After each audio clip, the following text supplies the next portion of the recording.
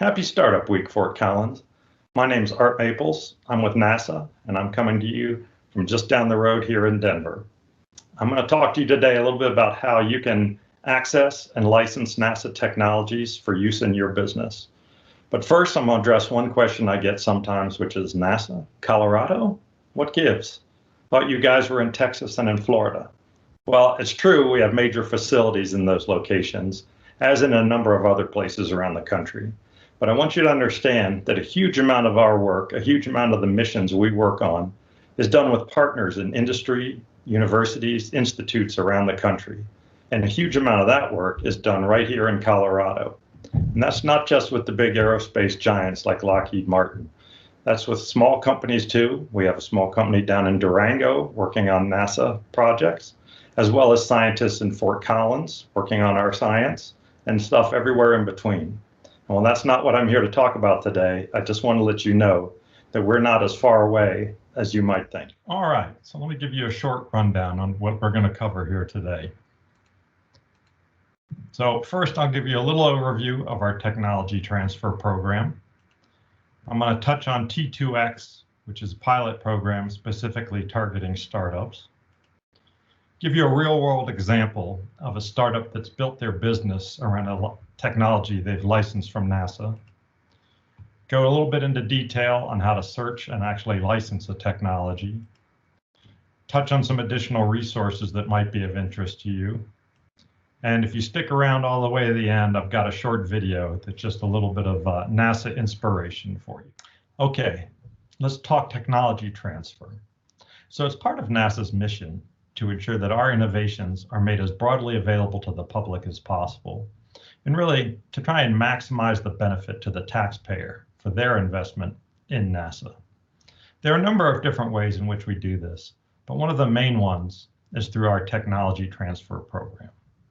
Now, contrary to popular belief, we did not invent Teflon, Tang, or Velcro, but we do have thousands of other inventions and innovations that we make available through our technology transfer program.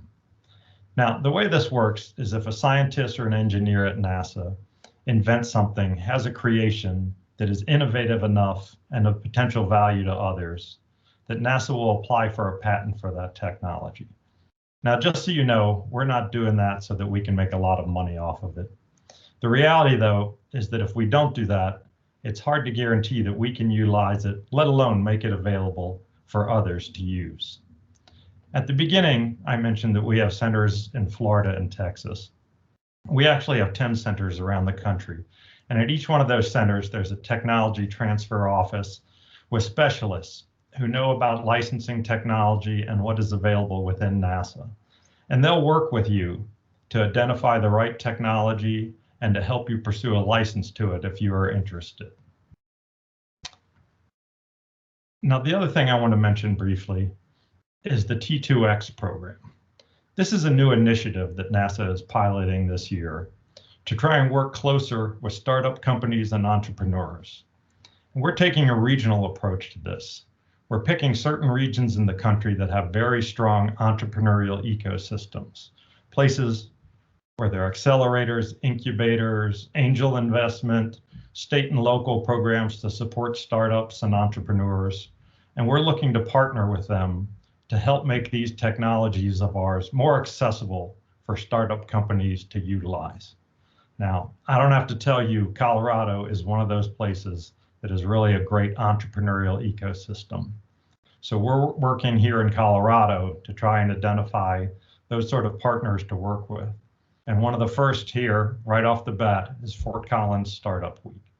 So we're using this as an opportunity to get the word out about our technology transfer program and how startup companies can access our technology. All right, so now that you've heard a little bit about our technology transfer program in general, I want to show you an example of a real life case of a startup company licensing a NASA technology and really taking it and running with it.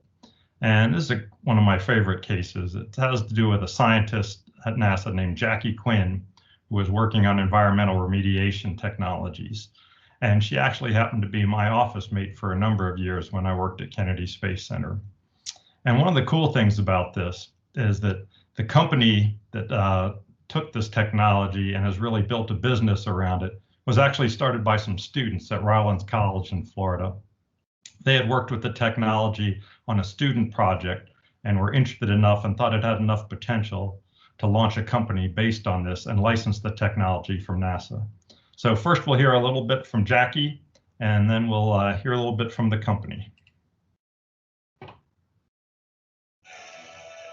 One of our missions at NASA is to protect our planet and maintain the beauty that we call Earth. Hi, I'm Jackie Quinn. I look for clean water on Earth and on the moon. And we call it MSOLO, which is Mass Spec Observing Lunar Operations, to go out and look for these resources that could actually enable us to sustain human exploration on the lunar surface. And then it says that stepping stone to get us on to Mars. I love to be outside. I made the film crew come out here.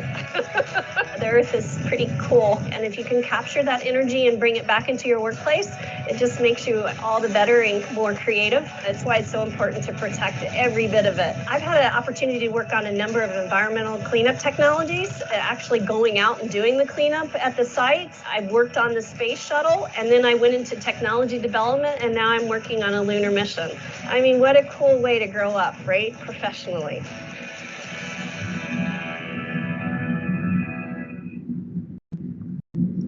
All right, now let's learn a little bit about the company.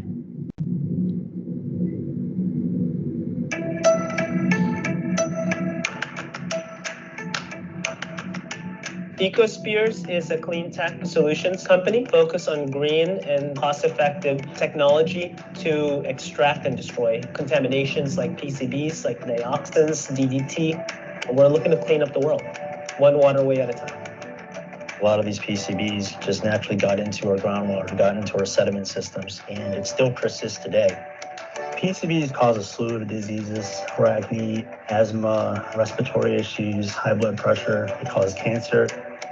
Our solution is a very comprehensive approach to it. We're innovators, we're scientists, we're engineers, and we are rolling to market a new technology, not just extracting these PCBs from the environment, but also being able to destroy them right on site. Technology was developed originally to treat problems that NASA had on their centers. They developed this technology, they patented it, and then Ecospheres was brought in to take it outside the borders of NASA. It's simply a spear-like design with a proprietary solvent within it that when placed into a mat, it forms a bed of nails that can then be placed into the waterway. You set up this process where the PCBs migrate into the spears and become trapped within the spears. Then after a given period of time, once we have reached a target goal, then we go in, we pull up the spears, then we can apply the second technology, which is the destruction process. We extracted them from the environment, and now instead of taking them to a landfill or incinerating them, we actually go in there and start destroying them at the molecular level. We're not going to be really degrading the bottom ecosystem by dredging and just scooping out everything of the bottom. It's a much more surgical process. But that's the starting solution. We really see ourselves as more of a clean tech solution company. What we have done is actually develop 3 other technologies in-house. A solvent rinse to extract the PCB from soil, a solvent exchange and extraction system. It's a liquid-based filtration system where we're extracting the PCBs from groundwater. And that could eventually be utilized to treat leachate from landfills that are contaminated with PCB. And then lastly, of course, the chemical dehalogenation process to destroy the PCBs in our solvent. So I'm going to pause it there, but this really is a great example where we developed a technology, a process in-house to meet our own needs, but somebody outside of NASA was able to license that, expand on it, and do a lot more with it to meet other folks' needs. And that's really what we hope to see with our technology transfer program. All right, so now that we've given you that example, what's the best place to start if you're interested in pursuing a NASA technology or just learning more about what might be available? Well, the easiest place to start is simply to go to our tech transfer website. Now, I'm sure you can't see this, but it's a simple URL, easy to remember, technology.nasa.gov. And when you land on this page, you'll see a number of different things. One is the feature section here. This highlights either events or particular technologies that we want folks to be aware of. We have webinars and other virtual events where you can hear more about very specific technologies.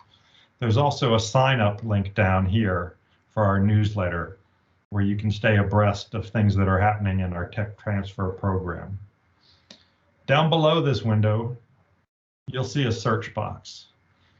This is one way you can start.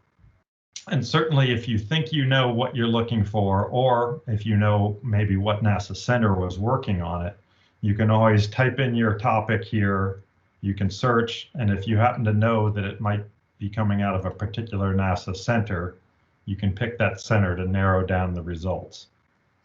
But for a lot of folks, it's easier to go down and just click on our patent portfolio. And when you do that, you will get a search box again, but you'll also get a number of different categories that help you narrow down what you might be looking for. It could be things like materials and coatings, electronics and communication systems, environmental, optics, whatever that happens to be. If you click on one of these areas, it'll highlight a number of different technologies in that area you're looking for. In this case, I'm going to select smart materials. Again, you get a search box, so you get a narrower search, but it'll also highlight some of our more recent technology innovations in smart materials. If you see one you're interested in, you can simply click on it, and it'll bring up a summary for you that gives you an overview. This particular one is a coating for mitigating dust accumulation and for repelling liquids.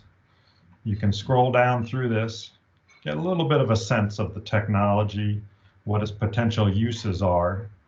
You can download a fact sheet. And if you go up here, if you're interested, you can click on Contact Us to learn more about this. This will bring up a window with a form you can fill out, type in your question, and those tech transfer specialists I mentioned before can get back to you with more information on that. Now, going back to the main tech transfer page, there's something else I do want to highlight for you here, and that's our software catalog. NASA also creates a lot of software, and we don't patent that software. So generally, if it's something that we can make available for use outside of the agency, it's available for free. And like with the patent portfolio, if you click on it, you'll get a search window. Right now it's showing there 804 available programs, but you'll also get different categories here to help you narrow down or just browse if you want to find out more about software that NASA is making available. This could be anything from software for autonomous systems, vehicle management, data and image processing. And like before, if you click on this, you'll get a list with summaries of the type of software and the programs that we're making available for other folks to use. Okay, so if you found a technology you're interested in licensing, what next? Well, if you click on the link you'll see in those sheets that explain that technology in some level of detail, that'll take you into our licensing process, which can be done online. However, I should point out this is also a really good time to reach out and connect with one of our technology transfer specialists at the NASA Center. They can not only help walk you through the process, but answer questions for you. Now, I mentioned there are different types of licenses, that NASA uses, so I'll take a quick look at those. An evaluation license is a short-term license that an individual or a company can apply for and give them a chance to evaluate the technology, see if it really is a good fit for their needs without having to go through and get a full commercial license. The traditional license, the commercial license, is kind of the full-blown license. Those are negotiated individually and have royalties associated with them. And then finally, The startup license, I'll go into a little more detail here on because this may be of greatest interest to you all. Startup licenses are only offered to startup companies that are being formed with the express intent of licensing that NASA technology. But one of the great things about them is that we waive the licensing fee for up to the first 3 years. After that time point, if the company is selling the product and making money, we will collect royalty fees. And finally, I'll mention that startup licenses are almost always non-exclusive licenses. There are times where NASA will license their technologies exclusively, but this is less common than the non-exclusive license that we normally use. All right, so that really covers the basics of our technology transfer program. But before we leave, there are a couple other programs and resources that I want to call to your attention because they may be of interest to innovators like you all. That's NASA ITech, NASA Solve, and Techport.